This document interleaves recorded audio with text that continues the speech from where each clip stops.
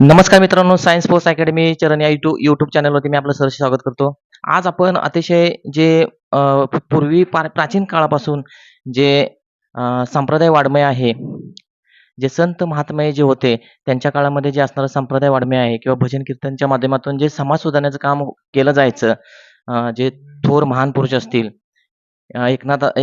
संत नामदेव असतील, संत तुकाराम महाराज असतील किंवा ज्ञानेश्वर महाराज असतील किंवा ह्यांच्या काळापासून जे चालत आलेले जे संप्रदाय आहे, भजन कीर्तनच्या माध्यमातून समाजामध्ये जे परिवर्तन केलं जातं, याची जोपासना करण्याचं काम आज अखेर सुद्धा आपल्याला ग्रामीण भागामध्ये काही ठिकाणी आपल्याला बघायला मिळतं.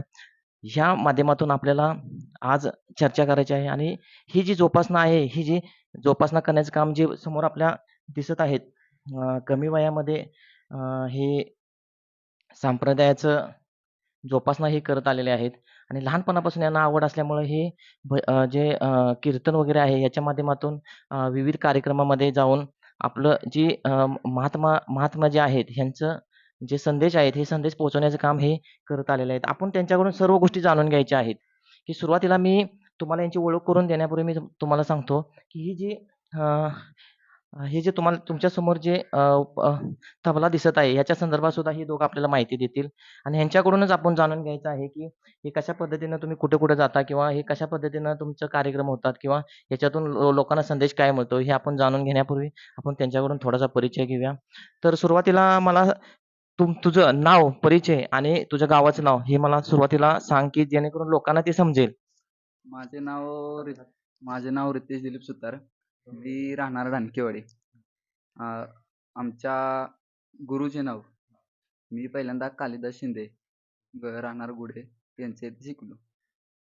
ठीक आहे. आता हा जो रितेश दिलीप सुतार आहे, ह्याने आपल्याला परिचय दिलेला आहे. सध्या तो तबला अत्यंत चांगल्या पद्धतीने वाजवतो. हे नंतर आपण मुलाखतीच्या दरम्यान थोडंसं बघणारच आहे, कशा पद्धतीने वाजवतो किंवा काय. तर आता त्याच्यानंतर त्याच्या शेजारी जो बसलेला आहे, त्याचा मित्र आहे, त्याच्याकडून आपण थोडंसं त्याचा परिचय जाणून घेऊया. तर मला तू सांग, तुझं नाव काय, गाव काय आणि सध्या तू म्हणजे तू कोणतं वाद्य वाजवतोस का? किंवा तू काय करतोस ह्यांच्या म्हणजे ग्रुपमध्ये हे सांग मला? माझे नाव केतन मारुती देसाई, राहणार कदमवाडी. मी हार्मोनियम वाजवतो. हार्मोनियम. तर केतन देसाई आणि रितेश सुतार यांच्याकडून आपण आज जे पारंपरिक पद्धतीनं चालत आलेलं जे अ, अ, जे सांप्रदायिक म्हणतो आपण, जे भजन कीर्तनच्या माध्यमातून जे समाजाला जे एक संदेश दिला जातो, संत महापुरुषांच्या विचारांच्या माध्यमातून, हे अतिशय महत्त्वाचं आहे. आज ही जे बघतोय आपण ह्याचं जे संप्रदाय आहे, हे आज अलीकडं बघायला आपल्याला भेटत नाही. हे म्हणजे लुप्त होत चाललेलं आहे. परंतु काही ठिकाणी ह्याचं जोपासना केली जाते. तर आपण आज जाणून घ्यायचं आहे, की रितेश सुतार यांच्याकडून जाणून घ्यायचं आहे, की रितेश मला सांग आणि लोकांना पण कळून दे, की मला सांग, की हा तू तबला वाजवायला शिकलेला आहेस. मग ह्या तबला वाजवण्यासाठी तुला का आवडतो आणि ह्या तबला वादकाकडे तू कसा काय वळलास? मग तुला हे तबला वाजवण्यासाठी कोणी प्रशिक्षण दिलं का? किंवा काय? ही माझ्या अंगात एक असलेली कला आहे. ती कला माझ्या पूर्वजांपासून झालेली आहे चालत.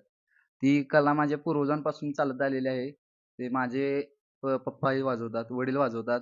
आमच्या घरातले चुलते वगैरे वाजवतात, भाऊ वगैरे वाजवतात. त्यामुळे माझी कलाच आहे एक प्रकारची आणि ती कला आहे माझी सादर करणे माझं भागच आहे आणि ही कला आहे मी कुठेही त्याला हे काय बोलतात ते अ, अ, तडा वगैरे जाऊन ते बोलतात ना, ते काय असं काय वाईट करणार नाही. तर आपल्याला सांगितलेलं आहे, की पूर्वजापासून हा तबला वाजवला जातो. यांच्या घरामध्ये त्यांचे वडील वगैरे असं आजोबा वाजवत असतात. तर आम्हाला एक जरा थोडीशी जरा झलक दाखवू शकताय का तबल्याची, की कशा पद्धतीने तुम्ही वाजवताय?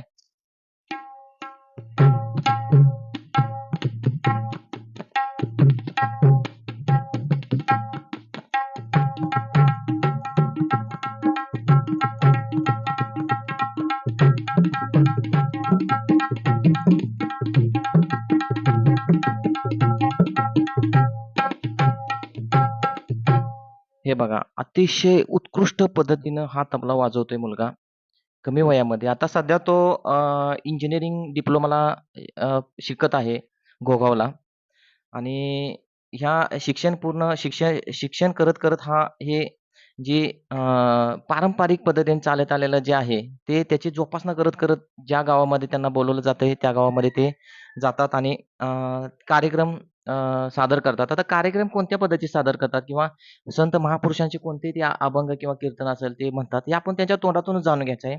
तर रितेश, आमचं नशीब समजतो की तुला आम्हाला भेटायला भेटलं. अ, न तू जर व्हिडिओ बघणाऱ्यांना मी सांगतो की मी भरपूर टाईम प्रयत्न केला की ह्याला बोलवून ह्याच्याकडून आपण थोडंसं जाणून घ्यायचं आहे. तर ह्याला वेळ नसल्यामुळं आम्हाला भेटता आलं नाही. 1 महिना झाला मी त्याला कॉन्टॅक्ट करून असं बोलवतोय, पण त्याला भेटताच येत नाही. मग अचानक आता योग आल्यामुळं मी थांबवून घेतलेला आहे आणि आपण आता डिस्कस करणार आहे. तर इथेच मला सांग, की तुम्ही बाहेर ज्यावेळी कार्यक्रमाला जाता, त्यावेळी कोणत्या संत महापुरुषांचं तुम्ही अभंग म्हणता किंवा कीर्तन म्हणता? आपले संत एकनाथ महाराज, संत तुकडोजी महाराज, अ, जनाबाई, मुक्ताबाई, शिवाजी महाराजांची पोवाडे म्हणा, अ, पुन्हा शंकराचे वगैरे महापरम, ते आम्ही तबल्यावर सुद्धा काढू शकतो. शंकराचे महापरम कसं ते बोल असतात ते एकदम. ते आणि ही कला आहे ना माझी, ती रियाजाशिवाय कुठं सादर होत नाही बघा. ह्या कलेसाठी रियाज लागतो. ते आपले गुरुवर आहेत ना, ते देतात. आपल्याला बोल वगैरे ते देतात. ते बोल वगैरे देतात. पण ते घरी जाऊन त्याचा रियाज केल्याशिवाय ही कला येत नाही बघा अंगात. हे माझं तरी एक म्हणणं आहे. मग आम्हाला आणखी एक तुला विचारायचं आहे, की तबला हा तुला कोणी शिकवलाय का तू असं बघूनच शिकलेला आहेस? हे आम्हाला जरा जाणून घ्यायची गरज आहे. की मी पहिल्यापासून बघा आता भजनात वगैरे जायचो. पुन्हा मला त्याची आवड झाली. पुन्हा असंच भजनात वगैरे बसायला लागलो. पुन्हा आता मी क्लासेस जॉइन केलेत. शेडगेवाडी फाट्यावरती वैष्णवी क्लासेस म्हणून तर धोंडेवाडीचे अमोल महाराज आहेत. तिथे एकदम उत्कृष्ट म्हणजे अति सुंदर सुंदर एकदम परफेक्ट शिक्षण देतात ते आम्हाला. पण ते एक 20 ते 30 मुलं आहेत तिथे शिकायला. तबला म्हणा, पखवाज, गायन, सूरपेटी, हार्मोनियम वगैरे, पुन्हा ते कीर्तन वगैरे म्हणायला सगळं शिकवतात तिथं. फक्त शिकून ते गुरु आपल्याला ज्ञान देतात. गुरु आपल्याला ज्ञान देतात ना, पण ते आपण घ्यायचं कसं? आणि त्याचा रियाज केल्याशिवाय ते हेच होत नाही ना. ते मेन आहे. रियाज करायला लागतो. ठीक आहे. आपल्याला त्याने सांगितलेलं आहे. मी तुम्हाला सांगतो, की हा तबला वादक जे आहे, हे वाजवायला त्याला म्हणजे बघून तो शिकलेला आहे ऑलरेडी. पण याच्यामध्ये आणि एक्सपर्ट होण्यासाठी त्याने क्लास लावलेला आहे. त्याच्या संदर्भात आपल्याला त्यानं माहिती दिलेली आहे. तर अजून आपण याच्याकडून जाणून घ्यायचं आहे. तर याच्या अगोदर आपल्याला आणखी एक वेगळ्या पद्धतीने काही झलक मिळते का तबल्यामध्ये? ते आपण जाणून घेऊ. आणखी एक आम्हाला थोडंसं जरा वेगळ्या टाईपनं जरा थोडंसं वाजवून दाखव ना.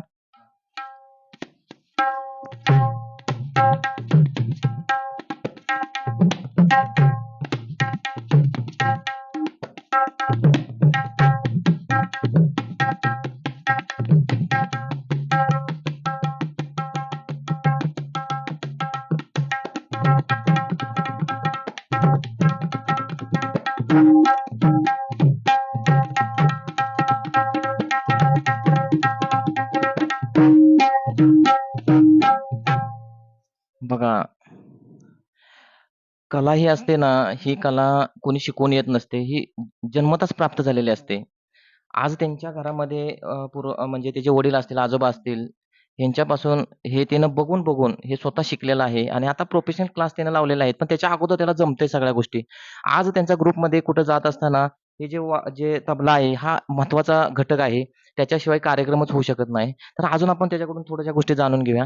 तर मला रितेश सांग, की तुम्ही कार्यक्रमाला ज्यावेळी बाहेर जाता, त्यावेळी तुमच्या ग्रुपमध्ये किती लोकं असतात? आणि सगळ्यात महत्त्वाचं ग्रुपमध्ये वादक कोणता आहे? ह्याची आम्हाला माहिती पाहिजे जरा. आम्ही बाहेर कार्यक्रमाला वगैरे जातो ना, त्यावेळी ना एक 7 ते 8 लोकं असतात आमचे. फिक्सच असतात ठरलेले. ती आणि मेन म्हणजे कार्यक्रम कार्यक्रम करण्यासाठी हार्मोनियम आणि तबला ही 2 गोष्टी तर लागतात. एक ही नसलं ना, तरी कार्यक्रम होऊ शकत नाही. बरोबर आहे ना? तर हार्मोनियम आणि तबला हे आपल्याला महत्त्वाच्या गोष्टी आहेत, हे आपल्याला रितेशने सांगितलेलं आहे. दुसरी गोष्ट अशी आहे, की ज्यावेळी हे कार्यक्रमाला बाहेर जातात, त्यावेळी ते कशा पद्धतीनं म्हणजे जमलेले असतात. म्हणजे हे कार्यक्रम बघण्यासाठी वयस्कर लोकं असतात, की जे तरुण पिढी असते, हे आपण त्यांच्याकडूनच जाणून घ्यायचं आहे. मला रितेश सांग, की जेव्हा तुम्ही कार्यक्रमाला ज्यावेळी कुठे बाहेर जाता, त्यावेळी सगळ्यात जास्त लोकं कोणती असतात? वयस्कर लोकं असतात का तरुण पिढी असते? आणि जर तरुण पिढी नसेल, तर तरुण पिढीसाठी तू कोणता संदेश देऊ शकतोस, की बाबा ह्या कार्यक्रमामधून काय त्यांना घेता येईल? बाहेर आम्ही जातो, तर जास्तीत जास्त मला तरुण पिढीचे दिसतात. काय तरुण पिढी आहेत आणि कारण की त्यांना आवड आता लागते. मला तर असं वाटतंय. वयस्कर लोकं पण असतात की, पण तरुण पिढी पण आहेत. मला तर असं दिसतंय. आता मी कार्यक्रम वगैरे करतो ना, तर तरुण पिढी मला उपस्थित जास्त करून दिसते. आता आम्ही बाहेर ह्याच्याविषयी मालेवाडीविषयी कार्यक्रम केला.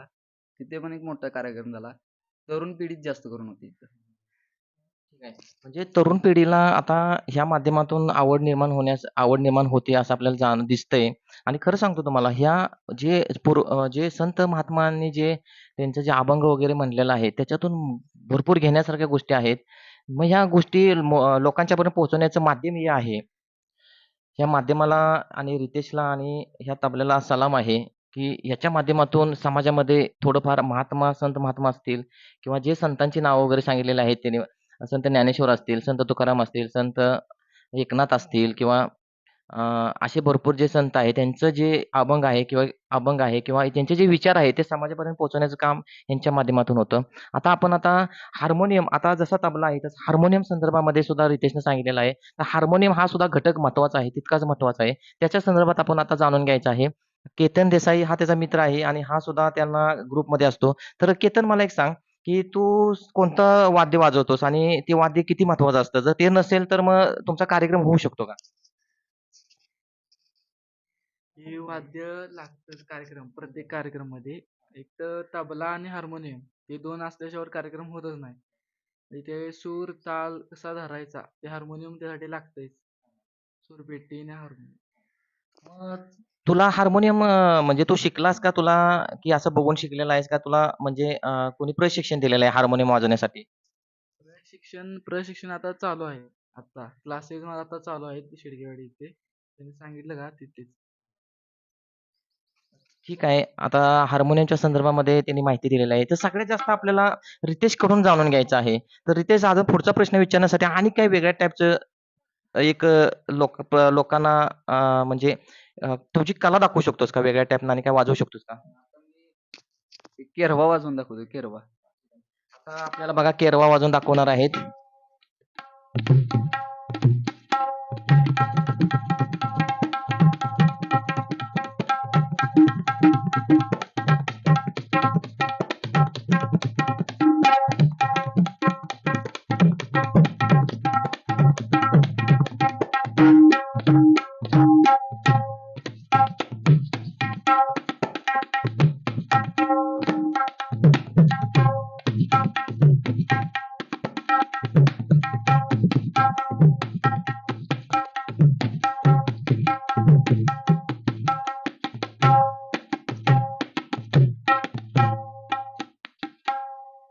बघा म्हणजे किती चांगल्या पद्धतीनं हा तबला वाजवतोय.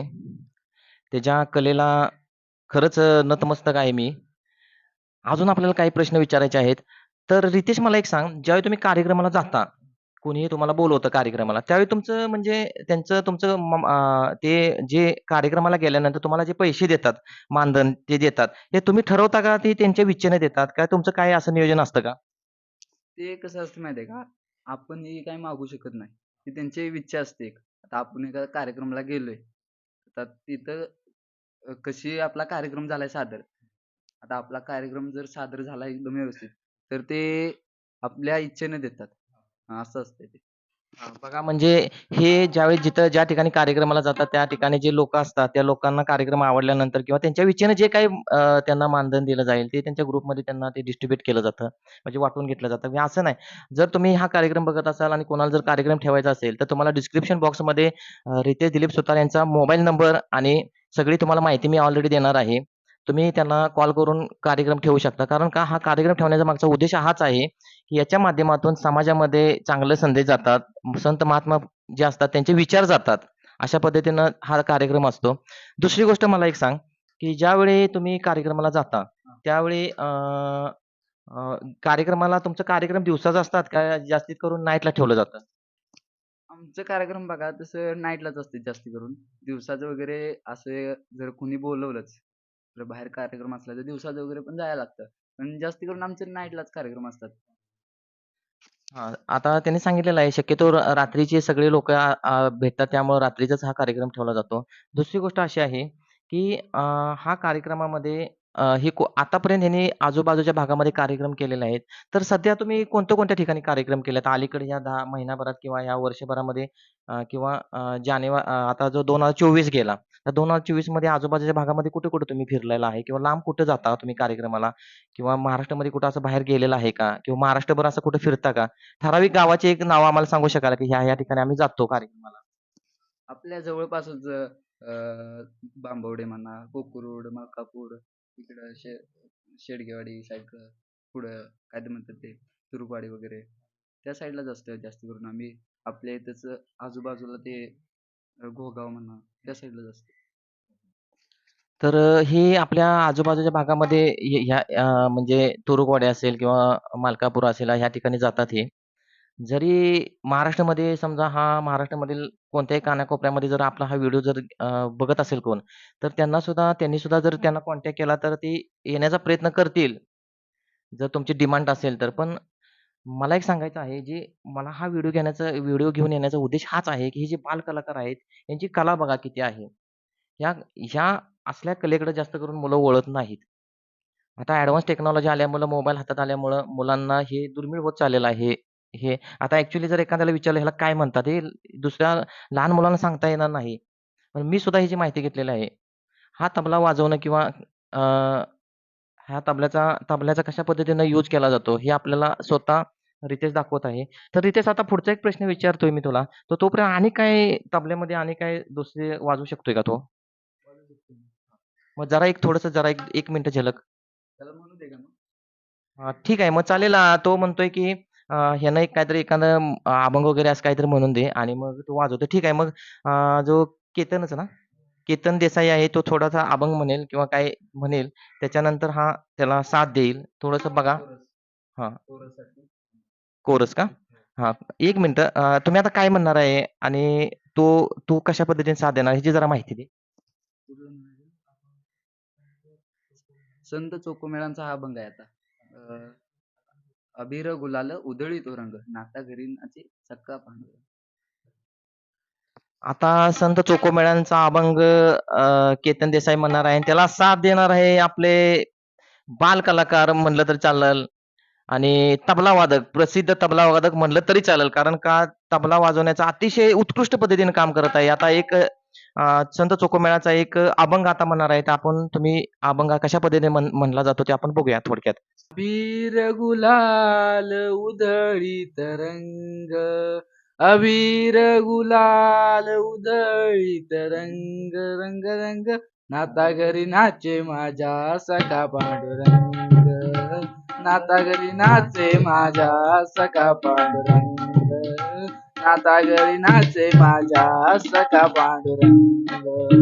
उंबरड्याचे कैसे शिवू आम्ही जातीन, उंबरड्याचे कैसे शिवू आम्ही जातीन, रूप तुझे कैसे पाहू त्यात आम्ही लीन, रूप तुझे कैसे पाहू त्यात आम्ही लीन, पायरेची होऊन गंग गाऊन अभंग, पायरेची होऊ दंग गाऊन अभंग, नाता घरी नाचे माझ्या सखा पांडुरंग, नाता घरी नाचे माझ्या सखा पांडुरंग, नाता घरी नाचे माझ्या सखा पांडुरंग.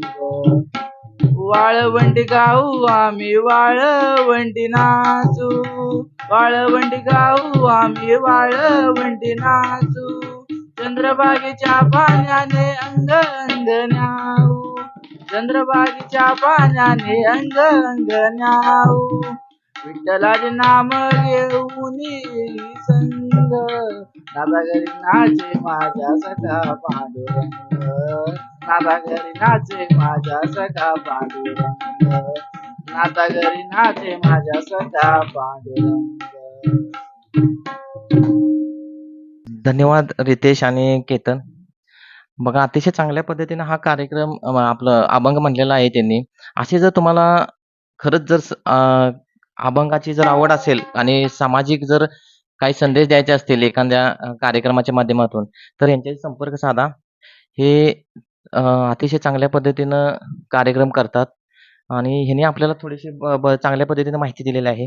जाता जाता आपण एकच त्यांना प्रश्न विचारूया. रितेश, मला एक सांग, लोकांनी हा कार्यक्रम ठेवणं गरजेचं आहे का ह्या आताच्या पिढीला समजण्यासाठी? आणि त्याच्यातून जर कार्यक्रम ठेवला तर कशा पद्धतीनं बदल होऊ शकतो तरुण पिढीमध्ये, ह्याची मला एक थोडीशी माहिती देईल का? हा कार्यक्रम असा ठेवणे हे फार गरजेचं आहे. ते आता मोबाईल वगैरे आलेत. Android mobile. त्यामुळे आत्ताची पिढी आहे ना, तरुण पिढी, ही मला तर वाटते एकदम हेच होत चालल्या, विस्कळीत चालल्या. आता हा कार्यक्रम हा आता मी वाजवतोय. आता हे मी वाजवतोय, हे माझं मन एकदम शांत होऊन जातंय. आता एक मी बोल वाजवतो थांबा जरा, भजनी टाईप. थोडंसं त्याने सांगितलेलं आहे, थोडंसं त्याचा एक बोल आपण ऐकून घेऊया. नंतर भजनी भजनी ठेका एक ऐकूया, नंतर आपण डिस्कस करूया.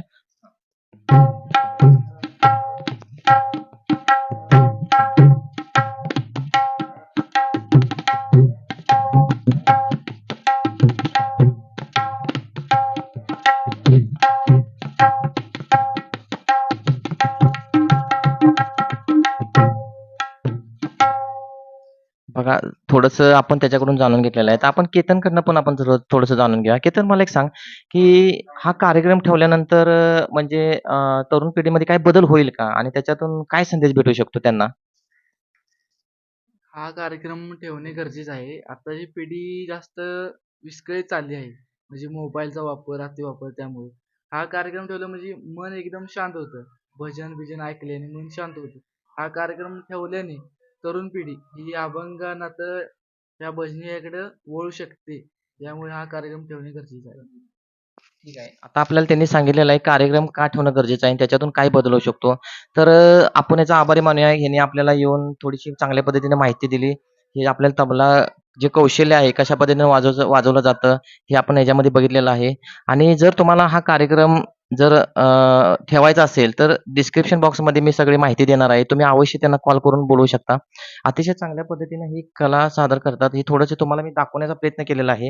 हे धानकेवाडीमध्ये रितेश दिलीप सुतार हा धानकेवाडीचा प्रॉपर आहे आणि धानकेवाडीमधून तो शाळेसाठी घोगावला तो डिप्लोमा करतोय आणि डिप्लोमा करत ह्याची जोपासना अतिशय स्वतःचं म्हणजे एवढं प्रेम या तबल्यावरती आहे, की अभ्यास कमी करेल, पण तबलावरती जास्त प्रेम करेल. आता सध्या तो कार्यक्रमावरून कुठून तरी आलेला होता आणि त्याला मी अडवून मला थोडंसं म्हटलं माहिती दे, जेणेकरून लोकांना पण समजेल हे कशा पद्धतीने काय केलं जातं. तर आपल्याला ह्यांनी माहिती दिल्याबद्दल मी त्याचा खूप आभारी आहे आणि हा व्हिडिओ तुमच्यापर्यंत घेऊन मी आलेलो आहे. जर हा व्हिडिओ तुम्हाला आवडला असेल तर लाईक करायला विसरू नका.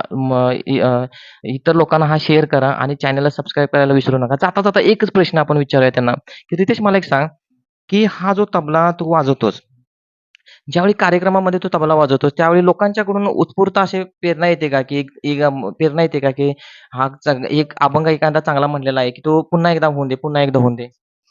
असं येते की असं एखादा अभंग वगैरे म्हणला, आता गवळण वगैरे आपण म्हणतो ना, अं, गवळण वगैरे बोलली ना, म्हणले की पुन्हा ते तबला जसा ते वाजतोय ना, त्याच्या वाजते सगळं. आणि त्यात मेन म्हणजे कोरसला लागतात माणसं, साथीला असणारा साथीला लागते. त्यासाठी कोरस ही मेन आहे. आता जर तबलावाला आहे आणि पेटीवाला नसला तर भजन होऊ शकत नाही, आणि पेटीवाला आणि तबलावाला नसला भजन होऊ शकत नाही. ठीक आहे. आपल्याला त्यांनी माहिती दिलेली आहे. तर जाता-जाता अजून एखादं कोणतं आम्हाला सॉन्ग चांगल्या पद्धतीने तुम्हाला आवडलेलं एखादं म्हणता का? मग आपण इथे थांबू. आता आपल्याला एक जाता-जाता एखादं छोटंसं त्यांचं गवळण एक म्हणून दाखवतील आणि चॅनेलला लाईक करायला विसरू नका आणि कमेंट अवश्य करा. या बालकलाकारासाठी अतिशय म्हणजे चांगल्या पद्धतीने वाजवतोय हा, एवढ्या कमी वयामध्ये तरी प्रशिक्षण घेतोय. बघा कशा पद्धतीनं त्याची चाल कशी आहे बघा.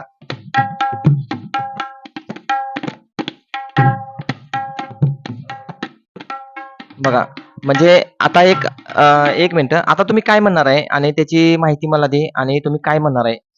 एक आता आम्ही गवळण म्हणणार आहे. मुळीच नव्हतं रे काना. मुळीच नव्हते रे काना माझ्या मना, मुळीच नव्हते रे काना माझ्या मना, तुझ्यासाठी तुझ्यासाठी तुझ्यासाठी आले वनात, काना रे तुझ्यासाठी आले वनात काना रे तुझ्यासाठी आले वनात तुझ्यासाठी सोडिले घरदार तुझ्यासाठी सोडिला संसार तुझ्यासाठी सोडिले घरदार तुझ्यासाठी सोडिला संसार मुरली वाजवितो काना कुंजवना मुरली वाजवितो काना कुंजवना तुझ्यासाठी तुझ्यासाठी तुझ्यासाठी आले वनात काना रे तुझ्यासाठी आले वनात काना रे तुझ्यासाठी आले वनात तुझ्यासाठी केल्या मी एकादशी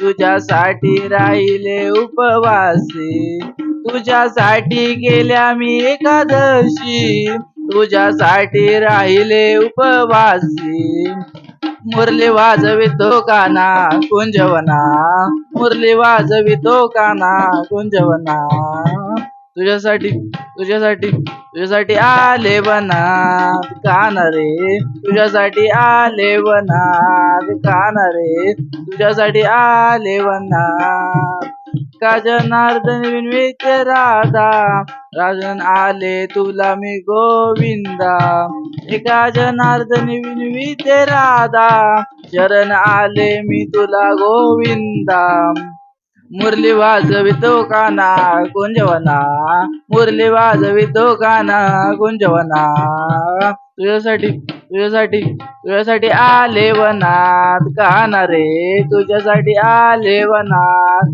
कृष्णा रे तुझ्यासाठी आले वनात तर आपल्याला रितेश दिलीप सुतारांनी केतन देसाई यांनी आपल्याला चांगल्या पद्धतीने याची माहिती दिलेली आहे. हे जर तुम्हाला व्हिडिओ आवडला असेल तर लाईक करायला विसरू नका आणि कमेंट करा की कशा पद्धतीने तुम्हाला हा व्हिडिओ आवडला आणि चॅनलला सबस्क्राईब करायला विसरू नका आणि चॅनलला शेअर करा. असंच भेटू आपण नवनवीन व्हिडिओमध्ये. तो तुर्तात आपण इथे थांबू. धन्यवाद.